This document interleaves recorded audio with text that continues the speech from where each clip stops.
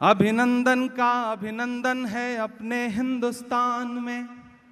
जरा सा सुन के बताइएगा। मैं बिल्कुल थोड़ा सा अपना तेवर बदल के वो सब पढ़ने की कोशिश कर रहा हूं जो पिछले एक हफ्ते से आपके जहन में चल रहा है। आप उसे बोलना चाहते हैं, आप उसे कहना चाहते हैं, लेकिन शायद वो कह नहीं पा रहे हैं। मैं कहने की कोशिश करता हूं कि अभिनंदन का अभिनंदन है अपने हिंदुस्तान में। सीना ताने खड़े रहे जो जाकर पाकिस्तान में। जरा सा जुड़िएगा, मुझे जिंदगी दीजिएगा, मुझे बताइएगा कि मौजूद है बेंगलोर। बेंगलोर ही नहीं बल्कि इस मुशायरे में पूरा हिंदुस्तान मौजूद होता है। मैं जानता हूं हिंदुस्तान के अलग अलग शहरों के लोग इस मुशायरे में आते हैं। मैं पढ़ता हूं और आपसे दुआएं मांगता हूं कि अभिनंदन का अभिनंदन है अपने हिंदुस्तान में। सीना ताने खड़े रहे जो जाकर पाकिस्तान में। पूरा देश सलाम कर रहा ऐसे वीर सपूत को। पूरा देश सलाम कर रहा ऐसे वीर सपूत को। साहिब तो मजबूत कर रहे लेकिन अपने बूथ को।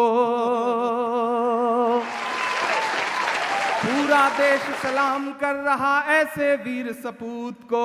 साहिब तो मजबूत कर रहे लेकिन अपने बूथ को। अभिनंदन इस देश की खातिर जिंदा एक मिसाल है। अभिनंदन इस देश की खातिर जिंदा एक मिसाल है। अभिनंदन इस देश की खातिर जिंदा एक मिसाल है। अपने चौकीदार से लेकिन मेरे चंद सवाल हैं। अपने चौकीदार से लेकिन मेरे चंद सवाल हैं। कि अपनी नाकामी को दूजा नाम नहीं दे सकते हो। अब जो कह रहा हूं उसे समझ के और सुन के बताइएगा कि अपनी नाकामी को दूजा नाम नहीं दे सकते हो। हर गलती पर नेहरू को इल्जाम नहीं दे सकते हो। कि अभिनंदन इस देश की खातिर जिंदा एक मिसाल हैं। अपने चौकीदार से लेकिन मेरे चंद सवाल हैं। अपनी नाकामी को दूजा नाम नहीं दे सकते हो। हर गलती पर नेहरू को इल्जाम नहीं दे सकते हो। पुलवामा की घटना ने हम सबको लहू रुलाया है। पुलवामा की घटना ने हम सबको लहू रुलाया है। लेकिन तुमने देश की जनता को ये नहीं बताया है। लेकिन तुमने देश की जनता को ये नहीं बताया है। हमले का इनपुट आया तो उसको क्यों झुठलाया था। 8 दिन पहले इंटेलिजेंस ने कह दिया था कि अटैक हो सकता है। कि हमले का इनपुट आया तो उसको क्यों झुठलाया था। एयरलिफ्टिंग की अर्जी को तुमने क्यों ठुकराया था। कि हमले का इनपुट आया तो उसको क्यों ठुकराया था। एयरलिफ्टिंग की अर्जी को तुमने क्यों ठुकराया था। हमला हो सकता है इसको क्यों अनसुना किया तुमने। हमला हो सकता है इसको क्यों अनसुना किया तुमने। सड़क मार्ग से सेना जाए क्यों ना मना किया तुमने। मारे जाएंगे बेटे यूं आखिर कब तक सरहद पर। मारे जाएंगे बेटे यूं आखिर कब तक सरहद पर। कब जिम्मेदारी आएगी दिल्ली वाली संसद पर। कब जिम्मेदारी आएगी दिल्ली वाली संसद पर। कब जिम्मेदारी आएगी दिल्ली वाली संसद पर। घड़ियाली आंसू पर भी तुमको ताली दी जाती है। घड़ियाली आंसू पर भी तुमको ताली दी जाती है। जो सवाल तुमसे पूछे उसको गाली दी जाती है। घड़ियाली आंसू पर भी तुमको ताली दी जाती है। जो सवाल तुमसे पूछे उसको गाली दी जाती है। फिल्मों के जरिए दुश्मन से बदला लेने लगते हो। फिल्म बनवा के बदला लिया जाता है साहब। कि फिल्मों के जरिए दुश्मन से बदला लेने लगते हो। फिल्मों के जरिए दुश्मन से बदला लेने लगते हो। सच तो ये है साहब भारत माता को भी ठगते हो। कि फिल्मों के जरिए दुश्मन से बदला लेने लगते हो। सच तो ये है साहब भारत माता को भी ठगते हो। हमले की खबरें आई और तुम शूटिंग में लगे रहे। 3:15 पे अटैक होता है और दोपहर 12 बजे से पौने 7 बजे तक साहब डिस्कवरी के लिए शूट कर रहे थे। मैं मिसरे पढ़ता हूं, अगर सच्चे लगें और ये लगे कि इस दौर का सबसे तीखा और कड़वा सच है और कोई बोलने की हिम्मत कर रहा है तो कुछ ना करें तो कम से कम मेरा साथ जरूर दें। मैं पढ़ता हूं और आपसे दुआएं मांगता हूं।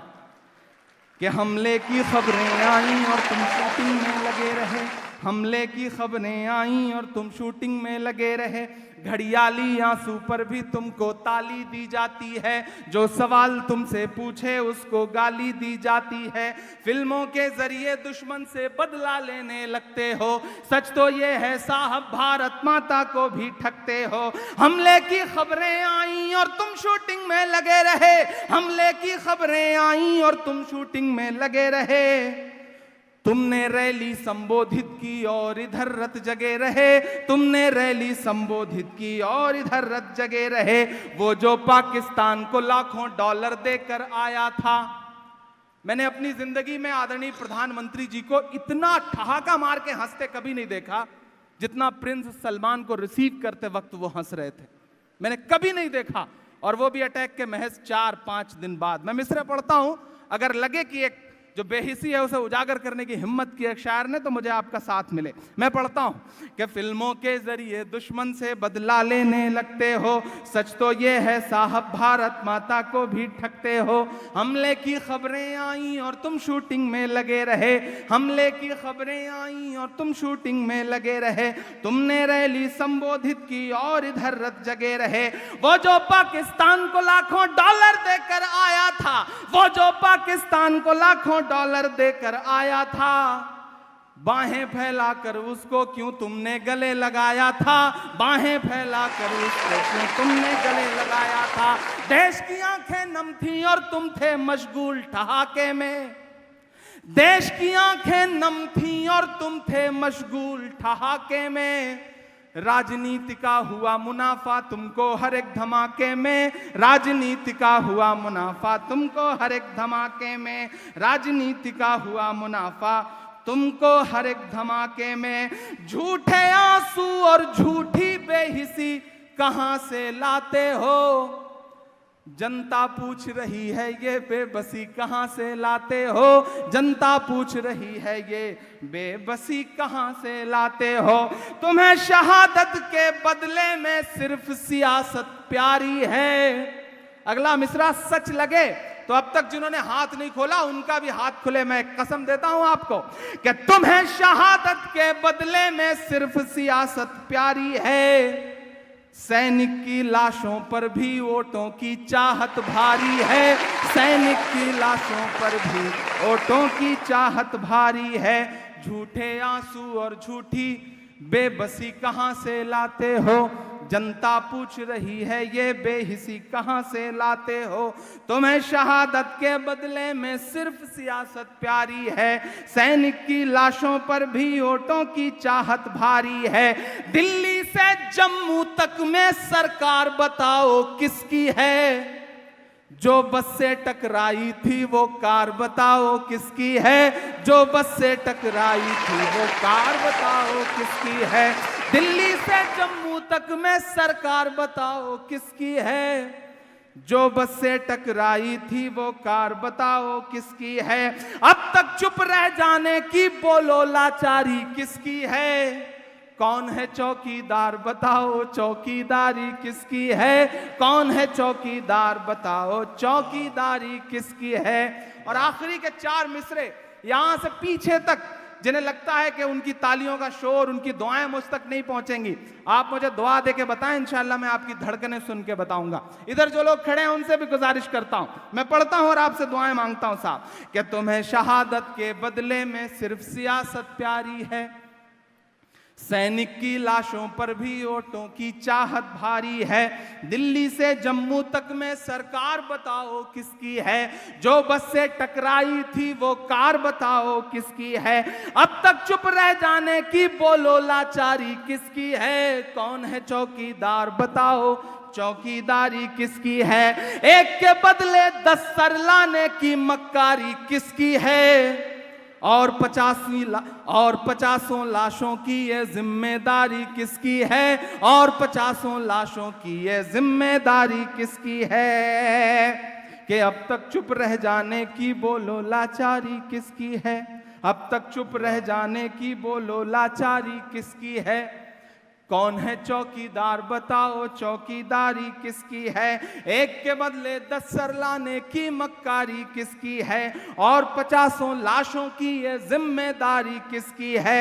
आखिर तुम किस दिन समझोगे मेरे दिले बर्बाद का गम, जिसके कोई औलाद नहीं वो क्या जाने औलाद का गम, जिसके कोई औलाद नहीं वो क्या जाने औलाद का गम, जिसके कोई औलाद नहीं वो क्या जाने औलाद का गम। अभिनंदन का अभिनंदन है अपने हिंदुस्तान में, सीना ताने खड़े रहे जो जाकर पाकिस्तान में। बहुत शुक्रिया, बहुत मोहब्बतें, ये मेरा फ़र्ज़ था जो मैं निभाने की कोशिश कर रहा था। आप बहुत देर से इस मुशायरे को सुन रहे हैं, मुझे पता है थक भी चुके हैं। अगली सफ़ों में इस शहर के बड़े ज़िम्मेदार लोग बैठे हैं, बड़े मोतबर लोग बैठे हैं, ये बड़ी खामोशी से इस मुशायरे को सुन रहे हैं। बड़े लोग हैं, ज़्यादातर काम खुद नहीं करते, नौकर रखते हैं। दाद वाद देने के लिए भी हो सकता है घर पे नौकर वोकर रखते हों, तो थोड़ा सा उनकी भी शिरकत हो। कोशिश करता हूँ कि ये जो थोड़े से मतलब वक्त के लिए मैं आपके सामने हूँ, इसे बहुत खूबसूरत बना सकूं। रोशन बेग साहब और रुम्मान बेग साहब की बहुत मेहनतों के बाद ये मुशायरा सजता है। और एक बात पूरा हिंदुस्तान नहीं बल्कि पूरी दुनिया में जहाँ भी मुशायरे और कवि सम्मेलन हुआ करते हैं वो इस बात को तस्लीम करते हैं कि मुशायरे बड़ी भीड़ के हो सकते हैं, इससे ज़्यादा बड़ी भीड़ के मुशायरे हो सकते हैं, ज़्यादा फहरिस्त अच्छी हो सकती है शोरा की, लेकिन जितना खूबसूरत मुशायरा रोशन बेग साहब सजाते हैं, जो स्टेज बनता है और जितनी खूबसूरत जगह मुशायरा करते हैं, उतना खूबसूरत मुशायरा हिंदुस्तान में और कहीं नहीं होता। ये एक सच्चाई है, इसे तस्लीम करने में कोई परहेज नहीं है, एक ज़रूरी सच्चाई है जिसे कबूल किया जाए। बहुत खूबसूरत महफिल है, बहुत प्यारी महफिल है। मैं कोशिश करता हूँ एक आध नज़्म आपको और सुनाऊँ। जी इरशाद। शोर दहशत फजाओं की चीखें सुनो,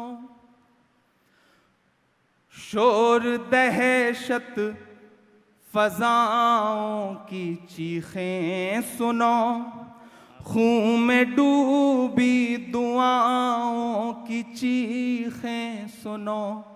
थोड़ी देर मुझे मन दीजिएगा। अभिनंदन के शोर में टीआरपी खोर मीडिया ने ऐसा इवेंट रचा कि जो 5 बाकी पायलट मारे गए थे, उनकी लाशों को कंधा देने के लिए भी उनके परिवार और सेना के कुछ अफसरान के अलावा शायद कोई रहा भी ना हो। एक इवेंट में बदलती जा रही हैं चीजें इस दौर में, लेकिन उन माओं की चीखें सुनने के लिए शायद कोई तैयार नहीं है। मैं आया हूं मिलकर के एक माँ से, मेरे पड़ोस में जहां नदीम भाई का घर है जौनपुर, वहां से कुछ ही दूरी पर, कुछ 100 किलोमीटर की दूरी पर चंदौली में एक बेटा शहीद हुआ था, अवधेश कुमार। उनकी माँ को कैंसर था। जब मुझे पता चला तो मैंने ऐलान किया कि मैं उस माँ का जो इलाज होगा वो करवाऊंगा। तो मैं उस माँ से मिलने के लिए जब गया था और मैं उस माँ के पास बैठ करके जब उस माँ को गले से लगा करके बस इतना कह रहा था कि इमरान भी अवधेश की तरह है, इमरान को भी अवधेश ही समझिएगा, तो उस माँ की जो घुटी हुई चीखें थी शायद उसे ढाल सका हूँ इस नज़्म में, तो मुझे दुआ दीजिएगा। फिर इंशाल्लाह थोड़ी देर वो सब सुनाने की कोशिश करूंगा जो मुशायरे के लिए ज़रूरी है। कि शोर दहशत दुआओं की चीखें सुनो, खून में डूबी फजाओं की चीखें सुनो। पिछले एक हफ्ते में 61 से ज़्यादा जवान कुर्बान हुए हैं हमारे। 2 मिग हमारे हवाई जहाज, जो लड़ाकू जहाज हैं, वो गिर गए। हमारा पायलट पकड़ा गया और हम ही जश्न भी मना रहे हैं साहब। ये जो इवेंट में बदल देने की हर कोशिश है उसको नज़्म में ढालता हूं और आपसे दुआ मांगता हूं कि शोर दहशत दुआओं की चीखें सुनो, खून में डूबी फजाओं की चीखें सुनो। वो जवान जिनके हैं चीथड़े उड़ गए, उन जवानों की माँओं की चीखें सुनो। शोर दहशत दुआओं की चीखें सुनो, खून में डूबी फजाओं की चीखें सुनो। वो जवां जिनके हैं चीथड़े उड़ गए, उन जवानों की माँओं की चीखें सुनो। माँ को सरकार से कुछ अगर चाहिए, माँ को सरकार से कुछ अगर चाहिए, अपने बेटों के कातिल का सर चाहिए, अपने बेटों के कातिल का सर चाहिए। माँ को सरकार से कुछ अगर चाहिए, अपने बेटों के कातिल का सर चाहिए। खून में डूबी फजाओं की चीखें सुनो। उस माँ ने रोते रोते कहा, मैं तो आखिरी वक्त में बेटे को देख भी नहीं सकी। जिस्म कहाँ आया था, सिर्फ वर्दी आई थी। मैं एक बंद पढ़ता हूं, मेरे दर्द के एहसास तक पहुंच सकिएगा तो मुझे दुआ दीजिएगा। माँ को सरकार से कुछ अगर चाहिए, अपने बेटों के कातिल का सर चाहिए, अपने बेटों के कातिल का सर चाहिए। खून में डूबा हुआ बांकपन कैसे ले, सुर्ख है जो लहू से कफन कैसे ले। खून में डूबा हुआ बांकपन कैसे ले, सुर्ख है जो लहू से कफन कैसे ले। माँ ने बेटा जवां कर वतन को दिया, माँ ने बेटा जवां कर वतन को दिया। अब वो बेटे का चिथड़ा बदन कैसे ले, अब वो बेटे का चिथड़ा बदन कैसे ले। माँ को दौलत न पैसा न घर चाहिए, माँ को दौलत न पैसा न घर चाहिए, उसको सरकार से कुछ अगर चाहिए, अपने बेटों के कातिल का सर चाहिए, अपने बेटों के कातिल का सर चाहिए। बेहिसी का आलम यह है साहब कि पूरे हिंदुस्तान में पोस्टर लग गए, शहीदों की शहादत को सलाम करते हुए पोस्टर लगवाए गए, और उसमें कहीं भी किसी शहीद का कोई जिक्र नहीं है। सारे नेताओं के पोस्टर लगे हुए हैं, फोटोज लगी हुई हैं। अब तो साड़ियां प्रिंटेड होके आज बाजार में आ गई, सर्जिकल स्ट्राइक की, एयर स्ट्राइक की। तब मैं एक बंद पढ़ता हूं और आपसे दुआ मांगता हूं साहब। माँ को सरकार से कुछ अगर चाहिए, अपने बेटों के कातिल का सर चाहिए। मैं मुखातिब हूं दिल्ली से साहब कि ताजिरों की तरह मत हुकूमत करो, अपनी कुर्सी से यूं ना मुहब्बत करो।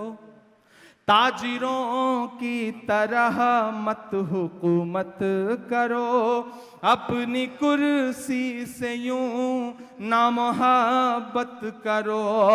बख्श दो फौजियों के तो परिवार को, बख्श दो फौजियों के तो परिवार को, इनकी लाशों पे तो ना सियासत करो, इनकी लाशों पे तो ना सियासत करो। ताजिरों की तरह मत हुकूमत करो, अपनी कुर्सी से यूं ना मोहब्बत करो, बख्श दो फौजियों के तो परिवार को, इनकी लाशों पे तो ना सियासत करो।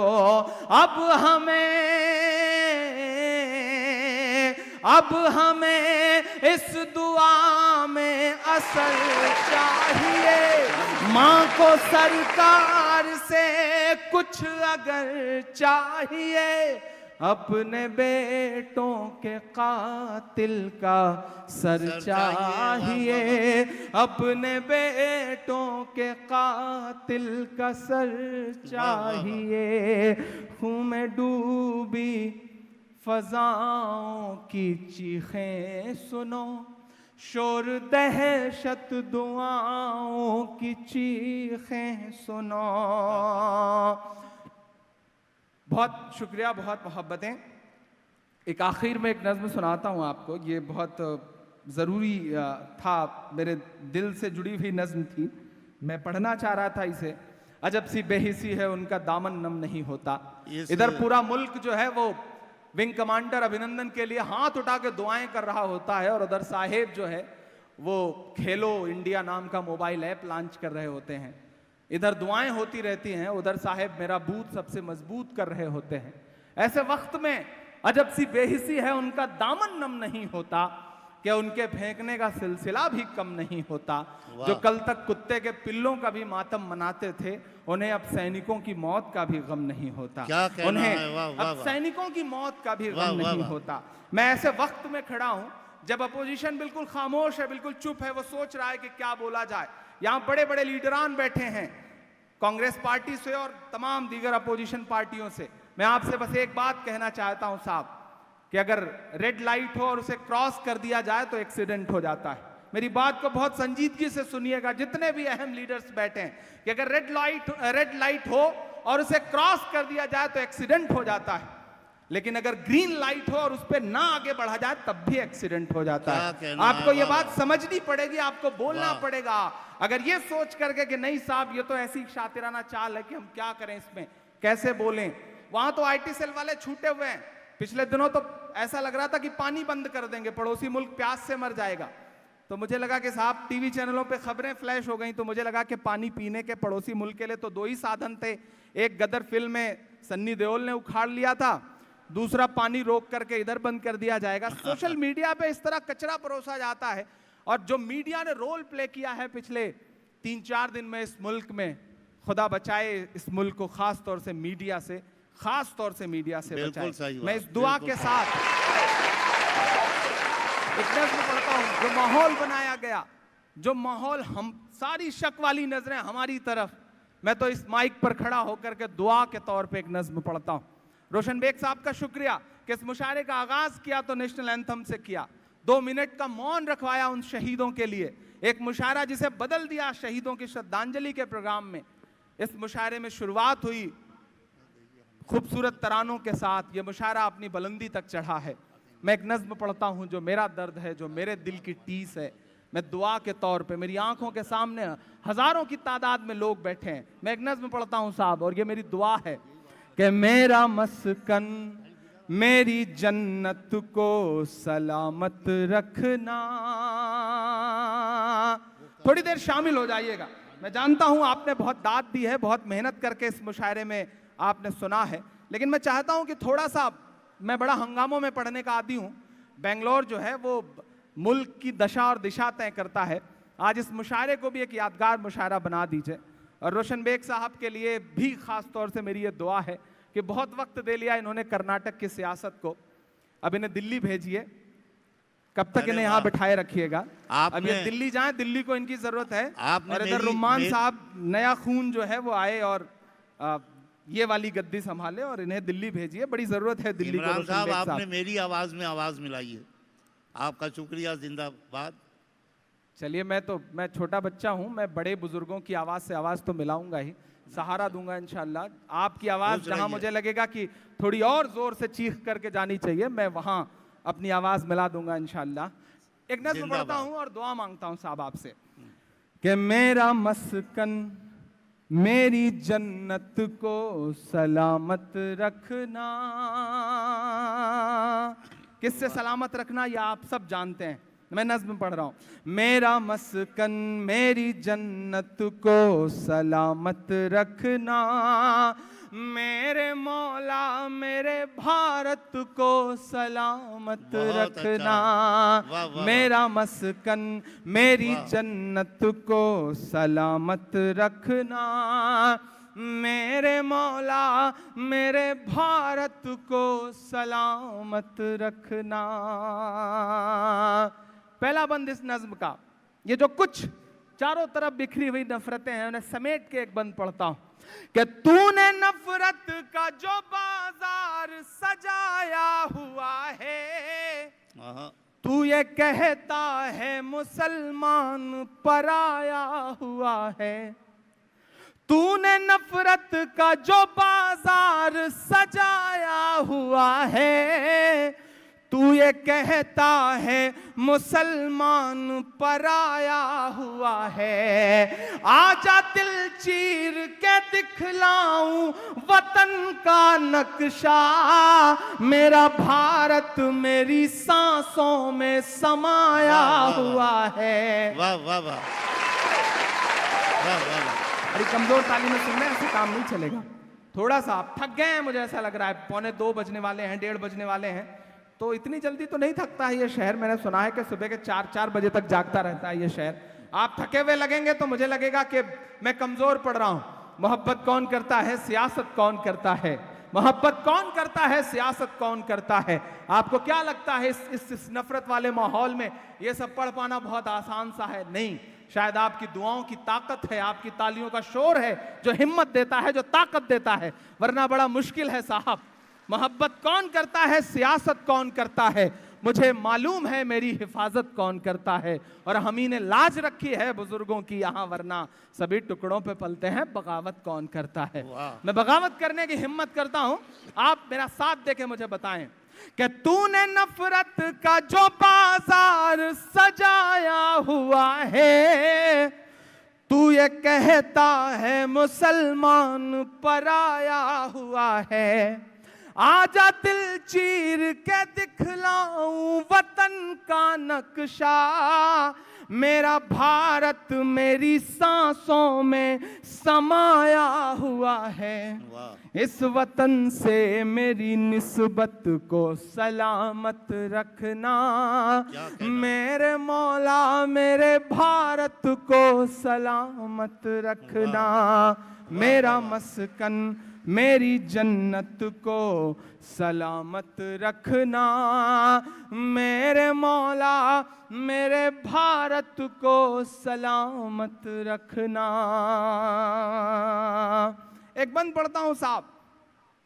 क्रिकेट मैच हो रहा हो या इन दिनों तो जंग का माहौल सा ही बना दिया गया, ऐसे वक्त में जब भी आप अपना सोशल प्लेटफॉर्म का इनबॉक्स चेक करें तो लंबी चौड़ी गालियों की एक फहरिस्त होती है कि साहब अच्छा मुझे तो खास तौर से कि तुम्हारा तो नाम भी इमरान है, तो ये लो तुम्हारे तोहफे में ये गालियां, तुम्हारे तोहफे में ये गालियां।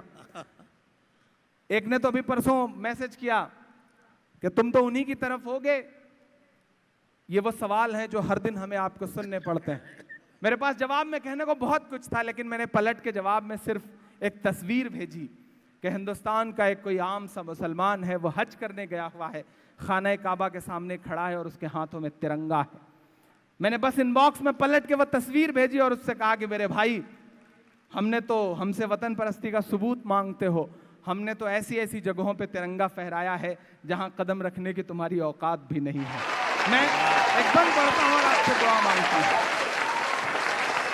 कि सोचता हूं तो मेरी आंख छलक जाती है। रहमान साहब, नासिर साहब, ये तमाम बड़े लोग यहां बैठे हैं इस महफिल में। मैं पढ़ता हूं ये बंद कि सोचता हूं तो मेरी आंख छलक जाती है, मुल्क से रूह का रिश्ता बड़ा जज्बाती है। सोचता हूं तो मेरी आंख छलक जाती है, मुल्क से रूह का रिश्ता बड़ा जज्बाती है। अगले 2 मिसरे पे एक एक हाथ को कसम, और ये तालियां पूरी रोशन भाई के दामन तक जाएं, क्योंकि आज इन्हीं की मेहनतों से ये मुशायरा सजा है। मैं पढ़ता हूं साहब कि सोचता हूं तो मेरी आंख छलक जाती है, मुल्क से रूह का रिश्ता बड़ा जज्बाती है। मेरे आका ने मदीने में कहा था ये कभी, हिंद की समत से एक ठंडी हवा आती है। वाह वाह, क्या कहना है। जिंदाबाद मियाँ जिंदाबाद। वाह,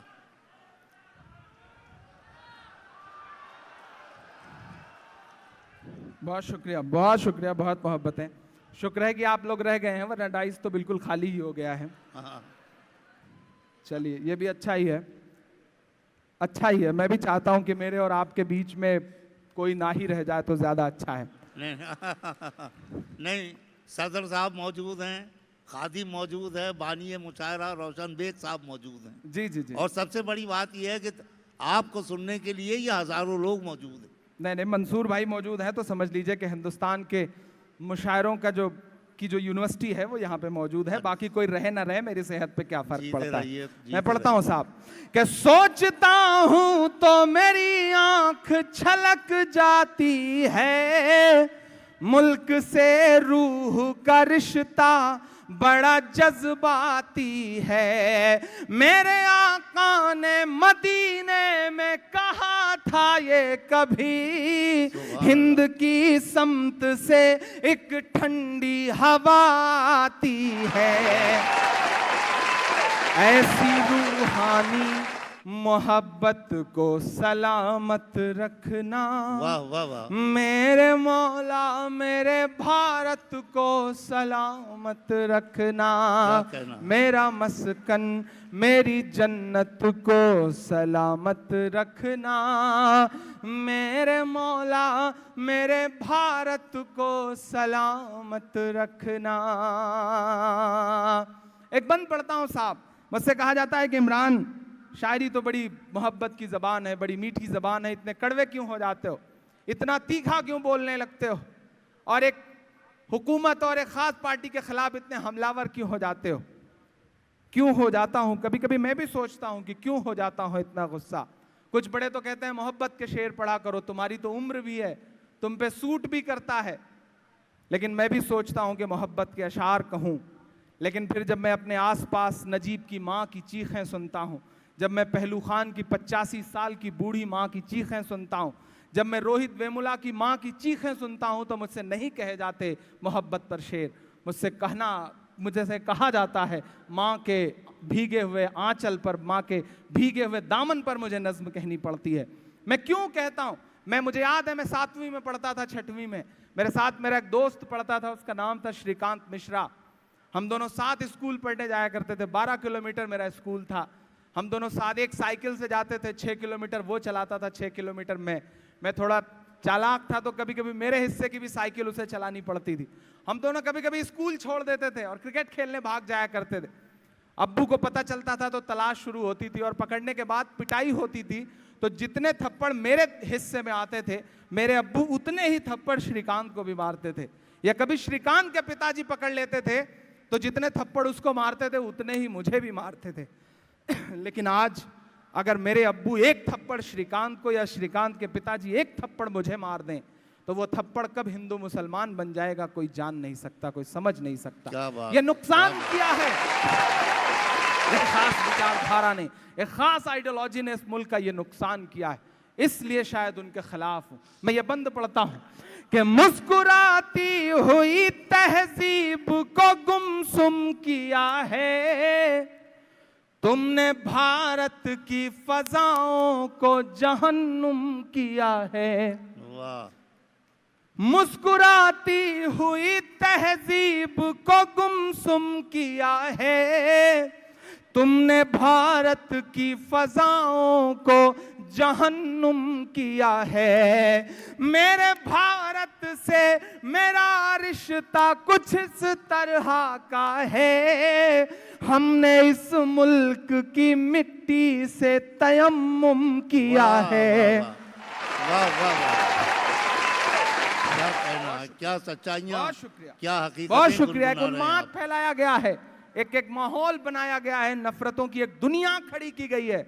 सोचना पड़ेगा, बोलना पड़ेगा। अगर अब चुप रहे तो आने वाली नस्लों के पास बोलने के लिए कुछ नहीं बचेगा। ये एक सच्चाई है। मैं हिम्मत करता हूं, लोग कहते थे मत बोला करो, परेशान हो जाओगे, तब मैं उनसे कहता था कि जो कहते हैं इस आंधी में पर ना तोला जाएगा, जो कहते हैं इस आंधी में पर ना तोला जाएगा, जो इस बात पे खुश हैं हमसे लब ना खोला जाएगा, उनसे कहो हम तूफानों से डरने वाले लोग नहीं, कातिल को मरते दम तक कातिल ही बोला जाएगा, कातिल को मरते दम तक कातिल ही बोला जाएगा, कातिल को मरते दम तक कातिल ही बोला जाएगा। मैं एक बंद पढ़ता हूं साहब कि मुस्कुराती हुई तहजीब को गुमसुम किया है, तुमने भारत की फजाओं को जहन्नुम किया है। मेरे भारत से मेरा रिश्ता कुछ इस तरह का है, हमने इस मुल्क की मिट्टी से तयम्मुम किया है। ऐसी पाकीज़ा इबादत को सलामत रखना मेरे मौला, मेरे भारत को सलामत रखना, मेरा मस्कन मेरी जन्नत को सलामत रखना, मेरे मौला मेरे भारत को सलामत रखना। आखिरी बंद पढ़ता हूं साहब इस नज्म का। तमाम ट्रेवल एजेंट निकल आए हैं तो वो केंद्रीय मंत्री, लेकिन उनका काम दूसरा जो है वो ट्रेवल एजेंसी का है, और सिर्फ एक मुल्क का टिकट देते हैं, वो पाकिस्तान का। ये पकड़ो पाकिस्तान चले जाओ, ये पकड़ो पाकिस्तान चले जाओ। कभी कभी मैं सोचता हूं भाई अमेरिका वगैरह का दो तो आदमी सोचे भी, नरक में कौन जाएगा। मैं एक बंद पढ़ता हूं, ऐसे तमाम चेहरों के नाम कि नफरतों का लिए तिरपाल चले जाओ तुम, बाद की छोड़ो इसी साल चले जाओ तुम। तैयार रहना बेंगलोर वालों, मैं चाहता हूं कि आपकी तालियों का शोर पूरे पंडाल में गूंजे, आसमान भर के तालियां बजें आपकी, जो मैं कहने जा रहा हूं कि नफरतों का लिए तिरपाल चले जाओ तुम, बाद की छोड़ो इसी साल चले जाओ तुम। हमको लाहौर कराची से भला क्या मतलब, तुमको जाना है तो नेपाल चले जाओ तुम।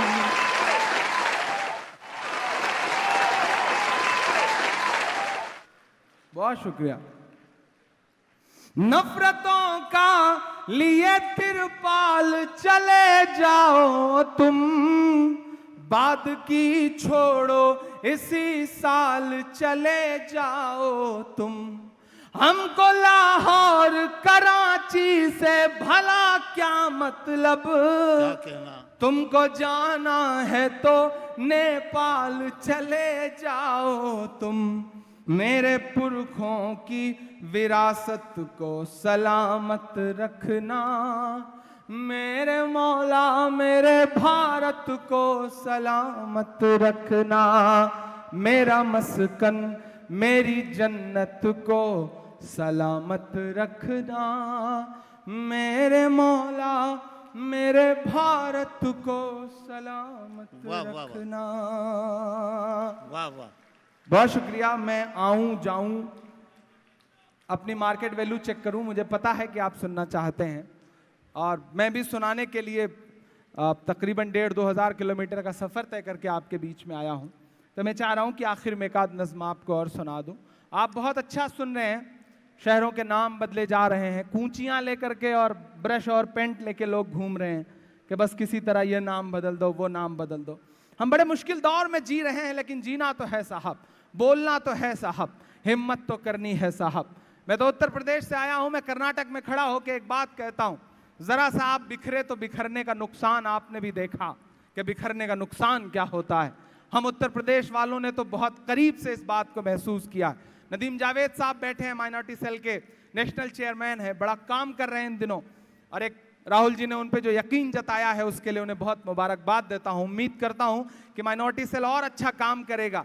जिस तरह वो चमकते हैं, जिस तरह उनमें एनर्जी है, उसी तरह से इस सेल को आगे ले जाएंगे। हम दुआ करते हैं। हम ऐसे दौर में जी रहे हैं साहब जब चीजें थोड़ी सी मुश्किल सी होती जा रही हैं, लेकिन मैंने कहा ना कि अपनी जिम्मेदारी तो निभानी पड़ेगी, अपना काम तो करना पड़ेगा। ये जो शहरों के नाम बदलने वाले लोग हैं उनसे कहना पड़ेगा कि तुम्हारे पहले बोला है, तुम्हारे बाद बोलेंगे, तुम्हारे फैसले बिल्कुल हैं बेबुनियाद बोलेंगे। ये मेरा कलेजा है जो मैं हिम्मत कर रहा हूं। आप मेरी बात पे मुहर लगा के बताइएगा कि तुम्हारे पहले बोला है, तुम्हारे बाद बोलेंगे। सियासी नारे भी अलग अलग हैं साहब। नदीम भाई, कांग्रेस पार्टी ने नारा दिया चौकीदार चोर है, भाजपा ने दिया मोदी है तो मुमकिन है। बस दोनों नारों को आप एकजुट कर लीजिएगा, बस चीजें लम्हा भर में कैसे जुड़ जाती हैं तो क्या से क्या हो जाती हैं। मैं पढ़ता हूं और दुआ मांगता हूं कि तुम्हारे पहले बोला है, तुम्हारे बाद बोलेंगे, तुम्हारे फैसले बिल्कुल हैं बेबुनियाद बोलेंगे। मिटा दो नाम कागज से, दिलों पर फिर भी लिखा है, इलाहाबाद बोला है, इलाहाबाद बोलेंगे, इलाहाबाद बोला है, इलाहाबाद बोलेंगे। 3 स्टेट का इलेक्शन हुआ साहब, हारे तो ऐसे हारे कि सोच भी नहीं पा रहे हैं कि कैसे हारे। और कर्नाटक वालों, आपको तो सलाम करता हूं कि आप तो इतना तड़पा तड़पा के परेशान करते हैं कि जिसकी कोई हद नहीं।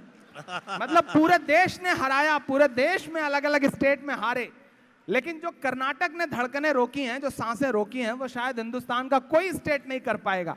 मतलब हालत ये हो गई कि फ्लोर टेस्ट से पहले ही हेड विकेट होना पड़ा। सलाम है कर्नाटक को, ऐसी जगह खड़ा हूं। मैं एक दिन सोच रहा था कि कर्नाटक, मध्य प्रदेश, राजस्थान और ये सब जो अभी ताजा 3 स्टेट के इलेक्शन हुए, उसके बाद नए नए ड्रामे खड़े किए जा रहे हैं। तब 4 मिसरे पढ़ता हूं कि हार गए सारे चालाक मुबारक हो, नफरत होने लगी हलाक मुबारक हो। तैयार रहिएगा, मैं थोड़ी देर मुशायरे के मूड में हूं। कि हार गए सारे चालाक मुबारक हो, नफरत होने लगी हलाक मुबारक हो। राजस्थान से, छत्तीसगढ़ से, एमपी से बीजेपी को 3 तलाक मुबारक हो, बीजेपी को 3 तलाक मुबारक हो, बीजेपी को 3 तलाक मुबारक हो। एक दिन मैं बहुत सोच रहा था कि आखिर हारे क्यों। सब कुछ तो उनके फेवर में था, सारे ग्राउंड पे उनके लोग काम कर रहे थे, ऊपर से बड़ी बड़ी बातें भी की जा रही थी, लेकिन फिर क्यों हारे। फिर मुझे याद आया साहब कि पिछले 25-30 साल से एक बड़े सीधे साधे देवता हैं, बड़े सीधे साधे भगवान हैं, राम जी, उनके नाम पे वोट मांगा जा रहा था। इस बार एक बड़े मतलब गुस्से वाले देवता को छेड़ दिया इन्होंने। अब मेरे 4 मिसरे सुनिएगा कि भक्त जनों ने डाल दिया है नेताओं को शंका में, भक्त गणों ने डाल दिया है नेताओं को शंका में। 2019 कैसे जीतेंगे इस आशंका में। दलित बताकर हनुमान को छेड़ रहे थे योगी जी। अब अगर अगला दलित बताकर पवन पुत्र को छेड़ रहे थे योगी जी। हनुमान ने आग लगा दी बीजेपी की लंका में। वाह, वाह, वाह। हनुमान ने आग लगा दी बीजेपी की लंका में। हनुमान ने आग लगा दी बीजेपी की लंका में। बहुत शुक्रिया, बहुत मोहब्बतें। कुछ लोग, 2-4 लोग हैं जो मसलसल चले ही जा रहे हैं, पता नहीं निकल के कहाँ जा रहे हैं। इन्हीं की तरह एक साहब को डॉक्टर साहब के यहाँ जब इलाज के लिए गए तो उन्होंने बताया, डॉक्टर साहब मुझे डायबिटिक हूँ मैं, बड़ी दिक्कत होती है, कुछ खाने पीने में बड़ी दुश्वारी होती है, क्या करूँ, क्या दवा लूँ? तो डॉक्टर साहब ने कुछ दवाएं दी और फिर प्रिकॉशन में कहा कि साहब ये मत खाइएगा, ये मत खाइएगा, और एक काम ये भी करिए कि रोज जो है वो 2 किलोमीटर पैदल चलिए। डॉक्टर साहब से नुस्खा लेकर के निकल गए। 1 साल बाद डॉक्टर साहब को फोन किया, बोले डॉक्टर साहब मैं वो पेशेंट हूं जिसको आपने बताया था कि रोज 2 किलोमीटर पैदल चलो। तो डॉक्टर साहब ने कहा भैया 1 साल बाद फोन कर रहे हो? बोले हाँ साहब, रोज 2 किलोमीटर पैदल चलते चलते मैं अफगानिस्तान के बॉर्डर पे आ गया हूँ, लौट आऊं या आगे निकल जाऊं। तो कुछ लोग ऐसे भी हैं कि जिन्हें अपनी रफ्तार में ही काम करना है। डॉक्टर साहब से एक बार मशवरा लेना है, फिर अपने हिसाब से जिंदगी को जीना है। यहाँ बड़ी तादाद में ख़वातीन बैठी हैं, बड़ा खूबसूरत ये मुशायरा हुआ करता है साहब। अच्छा, कुछ लोग तो मैं देख रहा हूँ रिकॉर्डिंग में लगे हैं, व्हाट्सएप पे चैट, यहाँ बैठ के भी चैटिंग में लगे हैं। रात के 2 बजे न जाने किससे चैट करना पड़ रहा है, कौन सी मजबूरी है, मैं समझ ही नहीं पा रहा हूँ। और वो भी मुशायरे में बैठकर। सोशल मीडिया ने जिंदगी को बड़ा अजाब कर रखा है साहब। वह एक भाभी जी सुबह सुबह बिफरी पड़ी थी अपनी सहेली से, बोली इस व्हाट्सएप ने जीना अजाब कर दिया है, मेरा बेटा स्कूल नहीं जा पा रहा है इसकी वजह से। तो भाभी जी ने पड़ोसन से जब ये कहा तो पड़ोसन ने कहा भाई ऐसा क्या हो गया, व्हाट्सएप ने क्या कर दिया? बोले 3 दिन पहले जो है वो स्कूल के लिए निकला था तो आधे घंटे लेट हो गया, स्कूल नहीं पहुंचा, तो मेरे शौहर जो है वो घबरा गए। तो उन्होंने एक ग्रुप में उसकी फोटो डाली और लिखा कि ये मेरा बेटा मिसिंग है, जिसे भी मिल जाए उसे घर ला के छोड़ दे। बोले उस दिन तो कोई पहुंचा गया, उस दिन के बाद से हर दिन कोई ना कोई फॉरवर्ड कर देता है, जब स्कूल के लिए निकलता है लोग पकड़ के लाके घर छोड़ देते हैं। तो आजाद कर दिया व्हाट्सएप ने जिंदगी को था। तो ये सोशल मीडिया हमारी जिंदगी में इतना घुस गया, क्या कचरा हमारे जहन तक आ रहा है, हमें कुछ इल्म भी नहीं है। और इसने लोगों को मुहैया करवा दिया, इनबॉक्स मुहैया करवा दिया कि जो करना हो करो। आप आज यहाँ खड़े हो तो किसी की गालियाँ आपके दामन में आएंगी, कल किसी मशायरे में खड़े हो तो कोई और गाली देगा। मुझसे तो कहा जाता है अच्छा साहब तुम तो कभी कांग्रेस के मंच पे खड़े हो, कभी फला के मंच पे खड़े हो, कभी यूपी में फला के मंच पे खड़े हो, टीएमसी के मंच पे बंगाल में खड़े हो, तुम अपना स्टैंड क्लियर करो। मैं तो बस इतना कहता हूं कि इस मुल्क में फासिस्ट ताकतों के खिलाफ जो जो ताकतें खड़ी हैं, मैं उनके साथ खड़ा हूं, उनके कदम से मिला के कदम खड़ा रहूंगा। यही मेरी जिम्मेदारी है इस दौर की कि हम कहां कब किसी के असर में रहे, हम तो चुभते सभी की नजर में रहे। मंसूर भाई सुनिएगा, अच्छी नज़म सुनाता हूँ। हम कहाँ कब किसी के असर में रहे, हम तो चुभते सभी की नजर में रहे। हम कहाँ कब किसी के असर में रहे, हम तो चुभते सभी की नजर में रहे। हम तो चुभते सभी की नजर में रहे। हम के तूफान पे कोई कसीदा लिखें, इससे बेहतर है कश्ती भंवर में रहे। हम कहाँ कब किसी के असर में रहे, हम तो चुभते सभी की नजर में रहे। मेरे बड़े बुजुर्ग शायर कहते हैं वो तो आंसू बेचता है, वो तो दर्द गा करके ये करता है, पैसे बहुत लेता है। रोशन भाई, मैं यहाँ आने से पहले मैंने अपनी जिम्मेदारी समझी और मैं अवधेश कुमार के घर गया, पूरी शायर बिरादरी की तरफ से गया और उस कैंसर पीड़ित माँ को अपनी तरफ से 1 लाख रुपए देते हुए कहा, मैंने कहा माँ अपना इलाज करवाइएगा, जो जरूरत पड़ेगी मुशायरे से कमा कमा के कोशिश करूंगा कि आपका इलाज और करा सकूं और खर्च कर सकूं। अगर जो कुछ कर रहा हूं इसमें जो ईमानदारी है, अगर उसे उसके एहसास तक पहुंचिएगा तो मुझे बताइएगा। हम कहाँ कब किसी के असर में में रहे, हम तो चुभते सभी की नजर में रहे। मत समझना कि मैं गीत गाता रहा, मैं तो जख्मों पे मरहम लगाता क्या रहा। कहना है, वाह वाह वाह वाह वाह।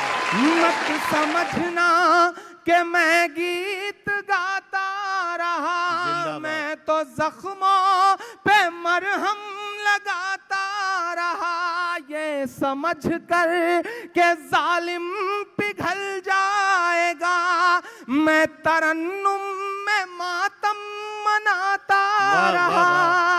वाह वाह वाह, जिंदाबाद इमरान, मैं वाह वाह। तरन्नुम में मातम मनाता रहा, जब तलक जुल्म की शाम जाती नहीं, जब तलक जुल्म की शाम जाती नहीं, तब तलक हर कलम दोपहर में रहे। वाह, वाह। हम कहाँ कब किसी वाह, के वाह। असर में रहे, हम तो चुभते सभी की नजर में रहे।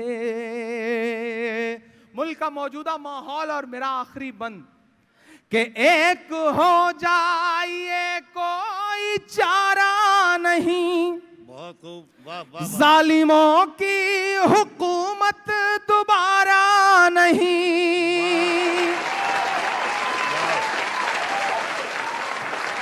एक हो जाइए कोई चारा नहीं, जालिमों की हुकूमत दोबारा नहीं। सच का जुगनू अकेला बहुत है, मगर झूठ का कोई सूरज गंवारा नहीं।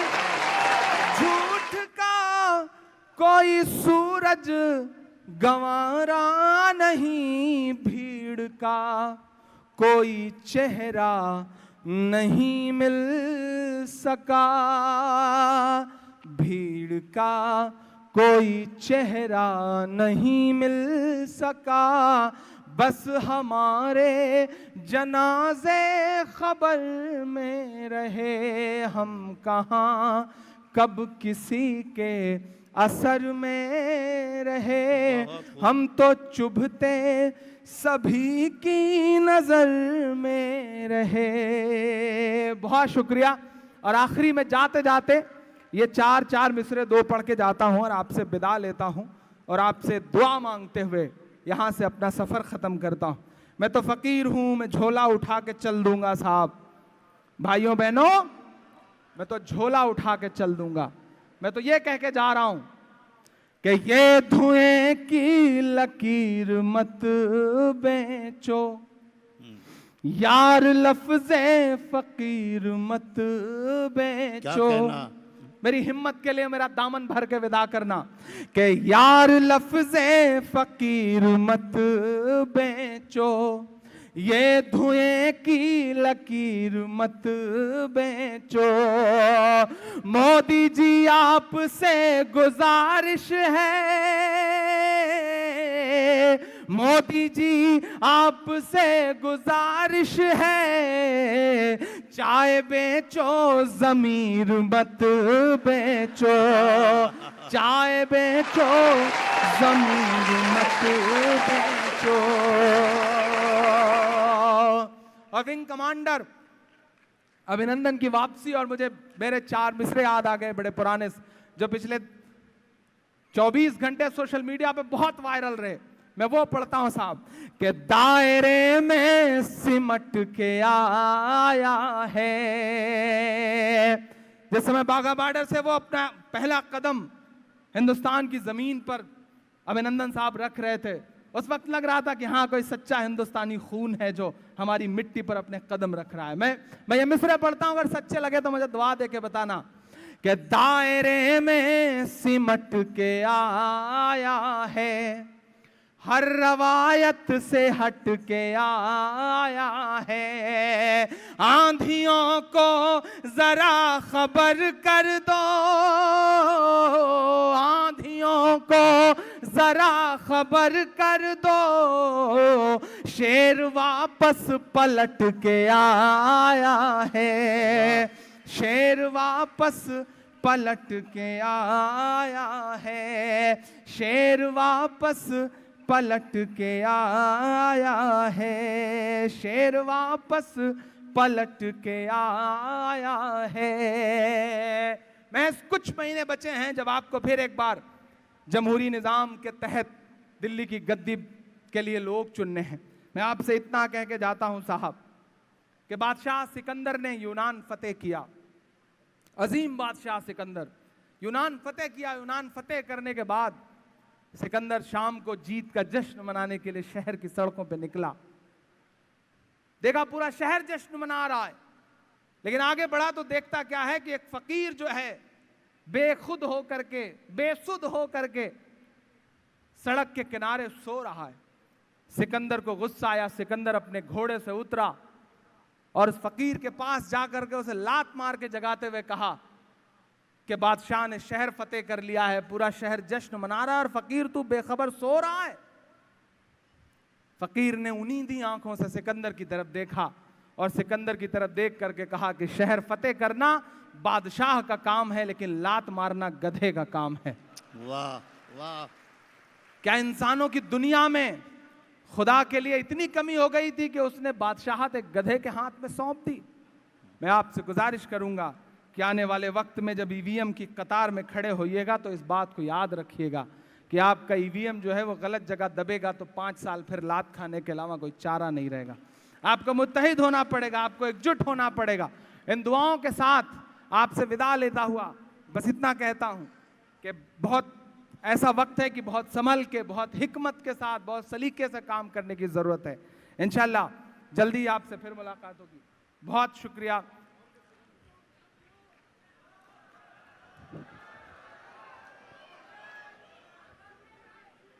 जी जी, आप एक आध नज़्म की फरमाइश जो आप कहें मैं वो सुना देता हूँ।